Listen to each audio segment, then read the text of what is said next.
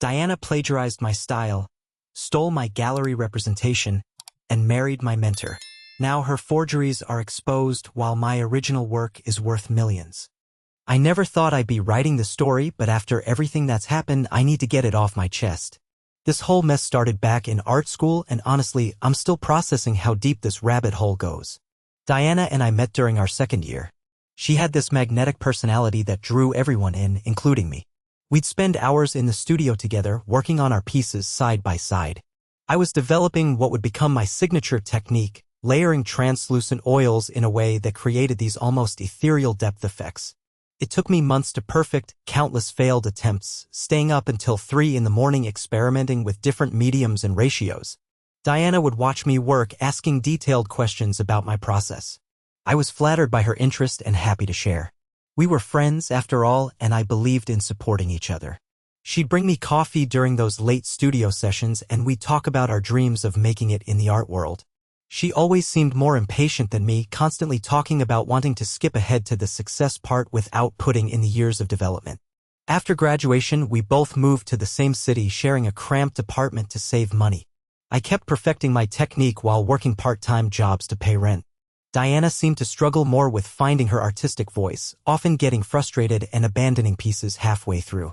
I'd try to encourage her, but there was this restless energy about her that worried me. Then I got my big break. A respected gallery owner discovered my work at a small group show and was immediately interested. He became like a mentor to me, spending hours discussing technique and artistic vision. He understood what I was trying to achieve with my layering method and saw its potential. We'd meet at his gallery after hours, and he'd show me works by masters, explaining what made them timeless. Everything felt like it was falling into place. He talked about giving me a solo show, about introducing my work to serious collectors. I was over the moon, finally feeling like those years of struggle were paying off. Diana seemed happy for me at first, but I started noticing subtle changes in her behavior.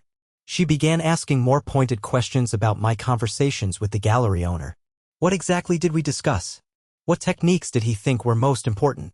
She'd probe for details about our meetings, always framing it as friendship and curiosity. I shared freely because I trusted her completely. That's when things started getting weird. Diana began producing paintings that looked suspiciously similar to mine. Not exact copies, but the same layering technique, the same ethereal quality I'd spent years developing. When I confronted her about it, she insisted it was coincidence, that we'd influenced each other over the years. She made me feel like I was being paranoid and possessive. But then the real betrayal happened. Diana started showing up at the gallery when she knew I'd be there, striking up conversations with my mentor. She'd wear these flowing dresses that made her look like she'd stepped out of a Renaissance painting, and she had this way of talking about art that was both knowledgeable and seductive. I watched her work her charm, but I never suspected how calculated it all was. The gallery owner started paying more attention to her work, and Diana was quick to show him pieces that used my technique. She spun the story about how she'd been developing the style for years, even before art school. She had a way of making everything sound so convincing, backing up her claims with enough technical knowledge to seem credible. I remember the exact moment everything changed. I was at the gallery for what I thought was going to be a planning meeting for my solo show. Instead, my mentor sat me down and explained that he'd been reconsidering. He'd discovered that Diana was the real innovator behind the technique I'd been claiming as my own. He said he'd done his research, looked at her older work, and could see the clear evolution of the style. The thing is, Diana had been smart about it. She'd gone back and created a series of paintings that she claimed were from earlier periods, carefully aging them and creating a false timeline that made it look like she'd developed the technique first. She'd even photographed herself working on pieces similar to mine, dating the photos years back using digital manipulation. I tried to defend myself, to show my own development process, but Diana had been thorough. She had evidence of her work that predated mine, and she presented it with such confidence that even I started questioning my own memory for a moment. The manipulation was so complete, so well executed, that my mentor was completely convinced. Within a month, my solo show was canceled and given to Diana instead. I watched from across the street on opening night, seeing her in a beautiful gown, accepting congratulations for work that was essentially mine. The reviews were glowing, praising her innovative technique and unique vision. Art critics who had never heard of me were suddenly calling her the next big thing in contemporary painting. But the worst part was watching her relationship with my mentor develop. What had started as professional admiration quickly became something more intimate. They'd have these intense conversations about art and life, and I could see him falling for her intelligence and passion. Within 6 months, they were dating. Within a year, they were married. I felt completely betrayed and lost. The art world is smaller than people think, and word travels fast. Soon, everyone knew that I had tried to claim credit for Diana's innovative technique. Gallery owners stopped returning my calls. Other artists started avoiding me at openings. I went from being a rising star to being essentially blacklisted. For 2 years, I barely painted at all. I took a job that had nothing to do with art just to pay bills and tried to figure out how to rebuild my life. The few times I did create something, it felt hollow and forced. Diana had stolen more than just my technique and opportunities. She'd stolen my confidence and love for creating. During this dark period, I kept seeing Diana's success grow. She had several more solo shows, each one more successful than the last. Art magazines featured her work on covers. Collectors were paying high prices for her pieces. She'd moved into this gorgeous loft studio and was living the life I dreamed of. But then something interesting started happening. Diana's newer work began to look different. The technique was there, but something was missing. The emotional depth that had made the earlier pieces so compelling wasn't present anymore. It was like she could copy the visual style but couldn't access whatever internal place the real innovation had come from. Art critics started noticing this too. Reviews of her later shows mentioned that while technically proficient, her recent work lacked the raw emotional honesty of her earlier pieces. Some critics wondered if success had changed her artistic voice or if the commercial pressure was affecting her creativity. Update 1. I never thought I'd have an update to the story, but life has a way of surprising you. About 6 months after my original post, everything started unraveling for Diana in ways I never could have imagined. It started when a prominent art historian was researching contemporary techniques for a book she was writing. She'd included Diana's work as an example of innovative modern layering methods, but during her research she noticed some inconsistencies. The aging on some of Diana's earlier pieces didn't match the timeframe Diana had claimed. The materials used in supposedly older works included compounds that weren't available until more recently. This historian reached out to other experts and they began examining Diana's pieces more closely. What they found was shocking. Not only had Diana been lying about when she developed the technique, but she'd also been creating forgeries of historical pieces and selling them to private collectors. The scandal broke in a major art publication. The article detailed how Diana had been systematically creating fake historical paintings using her technical skills to age canvases and mix pigments that would pass initial authenticity tests. She'd been selling these pieces through private dealers, claiming they were newly discovered works by minor historical artists. The investigation revealed that Diana had made hundreds of thousands of dollars from these forgeries over the past 3 years. She'd used the money to fund her lavish lifestyle and studio space. But more than that, the experts had also figured out the truth about our technique. By comparing the emotional depth and technical execution of different pieces, they could see that the innovative layering method had actually originated with someone else. I got a call from the same art historian who'd broken the story. She wanted to meet with me, had some questions about my work from art school. I was nervous but agreed to meet her at a coffee shop downtown. She spread out photographs of various paintings on our table, some Diana's, some mine from school, and some from Diana's recent forgeries. She asked me to walk through my development of the layering technique, and as I talked, I could see her taking detailed notes. She had this intense way of listening, like she was solving a puzzle in real time. After about 2 hours, she sat back and smiled. She told me she'd suspected the truth after examining the work closely, but hearing my process confirmed it. The real innovation, the emotional core that made the technique special, had been mine all along. Diana had copied the visual elements but never understood the deeper artistic foundation. The historian wanted to write a follow-up piece, this time telling the real story. She'd found some of my original pieces from school and wanted to include them in her article. I was terrified but also felt this surge of hope I hadn't experienced in years. When the second article came out, it was like watching my life change overnight. The piece was titled The Real Innovator: How One Artist's Stolen Technique Exposed a Forgery Ring. It detailed not just Diana's crimes but also how she'd systematically stolen credit for my artistic development. Gallery owners who had ignored me for years suddenly started calling. Other artists reached out to apologize for believing the false narrative. Most surprisingly, several major collectors wanted to acquire my original pieces from the school period, the ones that showed the authentic development of the technique. But the most shocking call came from my old mentor, Diana's husband. His voice was shaky when he called, and he asked if we could meet in person. I agreed, curious about what he could possibly want to say. We met at the same gallery where this whole mess had started. He looked older, worn down by the scandal and the realization of how completely he'd been deceived. He apologized profusely, explaining how Diana had manipulated him with fabricated evidence and her compelling personality. He genuinely believed her version of events and felt horrible about how he'd treated me. But then he told me something that made my blood run cold. Diana hadn't just been lying about the technique's origins, she'd been planning this deception from the very beginning. She'd moved in with me after school specifically to study my work and find a way to claim it as her own. She kept detailed notes about my process, photographed my work secretly, and had started creating the false timeline almost immediately. The gallery owner showed me a storage room in the back of his gallery. Inside were dozens of paintings Diana had created but never shown, pieces that were clear studies of my technique created while we were still roommates. She'd been building her case for years, waiting for the right moment to make her move. Looking at those hidden paintings felt surreal. They were like looking at my own artistic DNA, but twisted and hollow. Diana had captured the technical aspects perfectly, but they lacked any genuine artistic vision. They were copies of copies, shadows of the real innovation. My mentor offered me something unprecedented, a solo retrospective show featuring both my original schoolwork and new pieces I'd create specifically for the exhibition.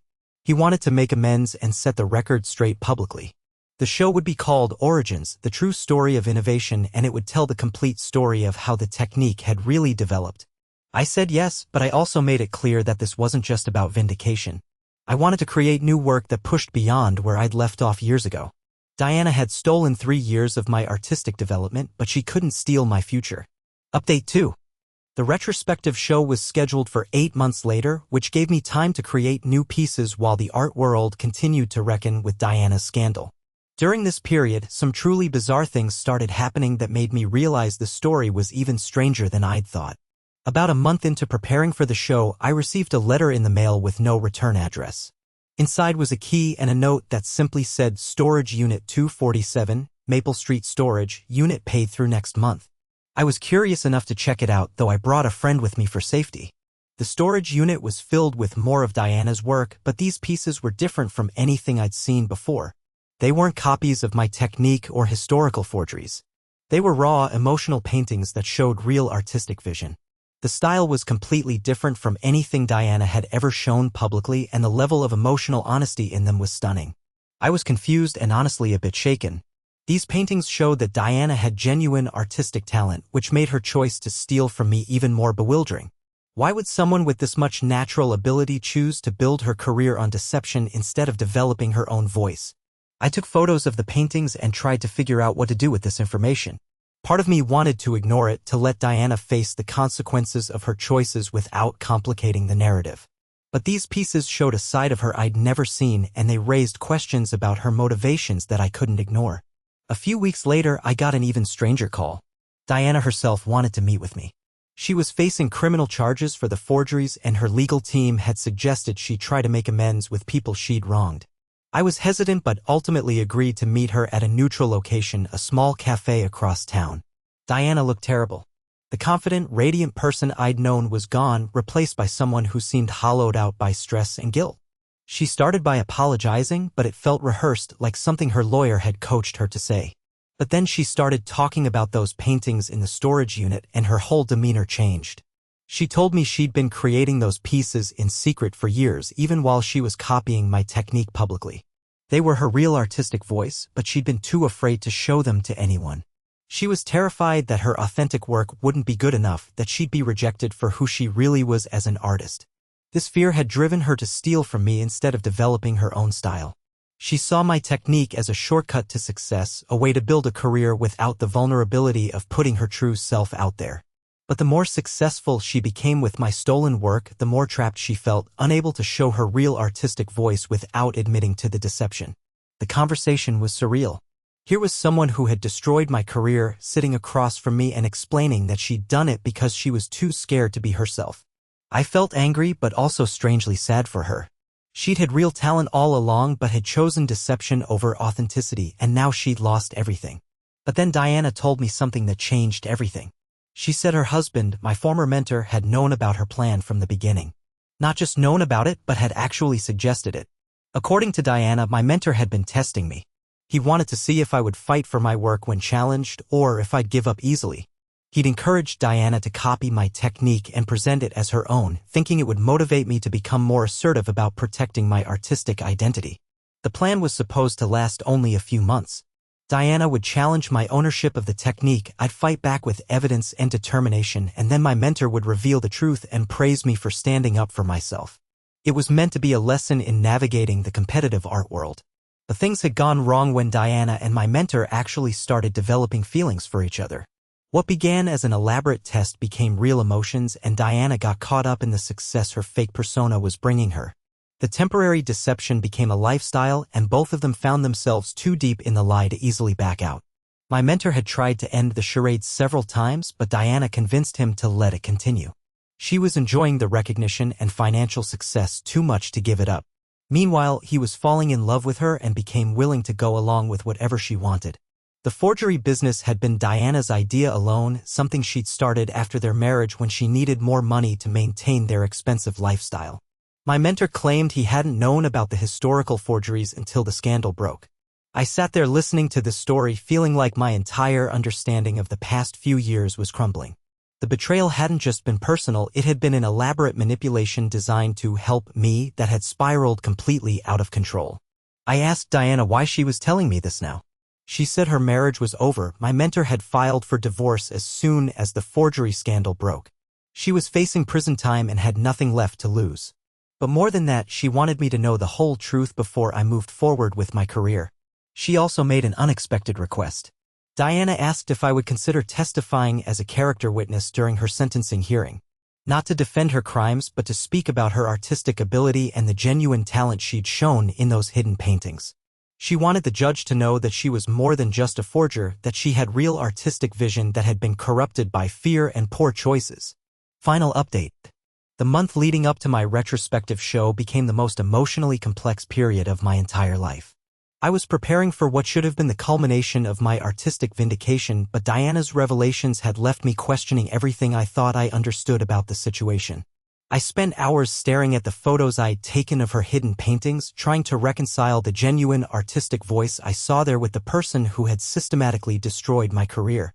These weren't the works of someone without talent, they were the creations of an artist who was deeply gifted but had chosen deception over authenticity.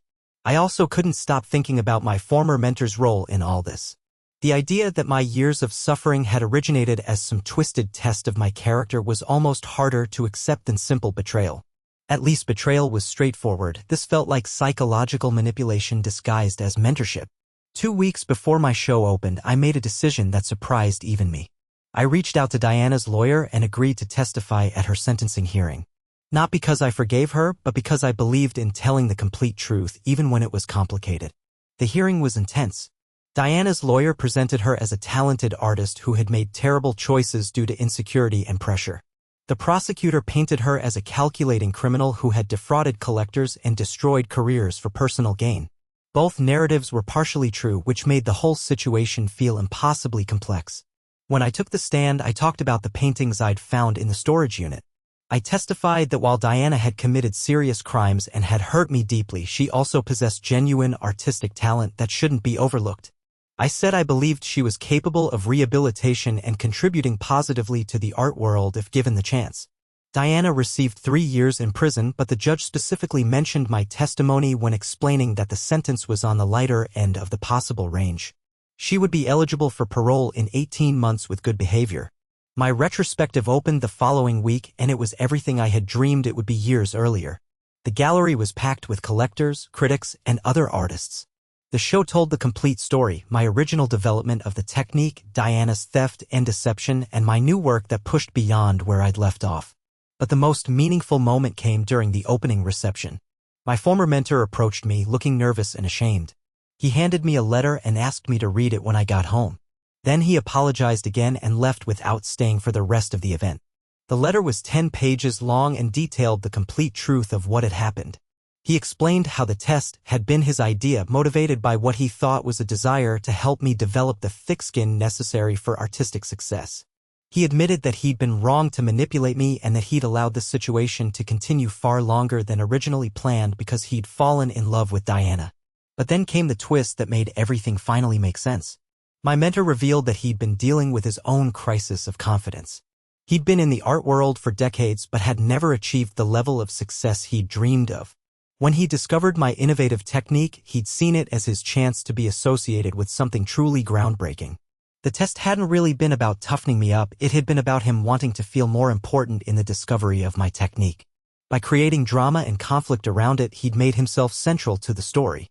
Instead of simply being the gallery owner who had recognized my talent, he'd become the person who had guided me through adversity to success. He convinced himself that the manipulation was for my benefit, but really it was about feeding his own ego and sense of importance.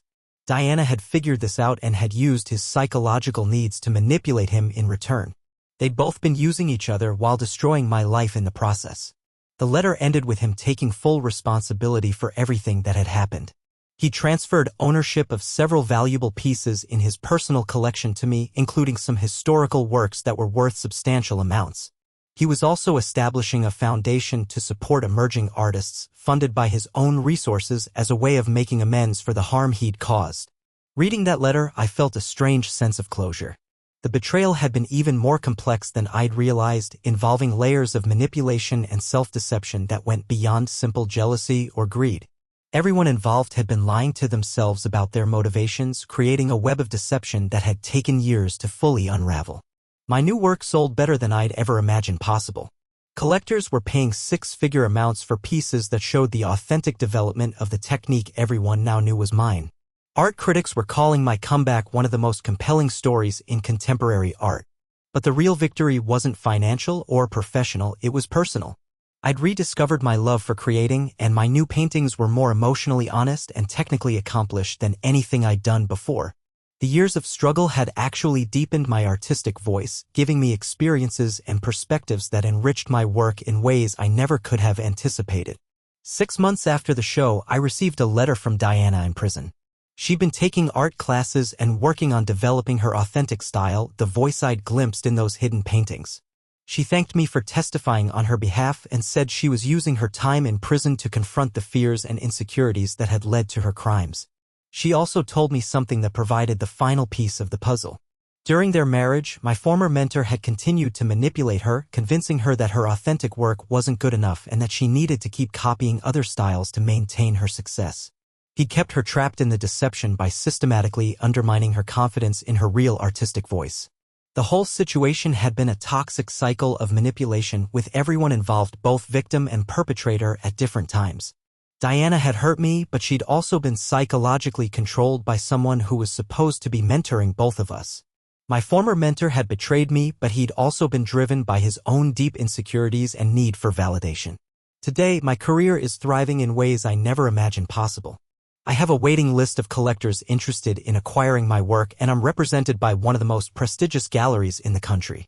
More importantly, I'm creating art that feels authentic and meaningful, work that comes from a genuine place of artistic vision rather than external pressure or expectation. Diana will be released from prison next year. I don't know if we'll ever speak again, but I hope she's able to develop the authentic artistic voice I saw glimpses of in those hidden paintings. Everyone deserves the chance to create from a place of truth, even if they've made terrible mistakes along the way.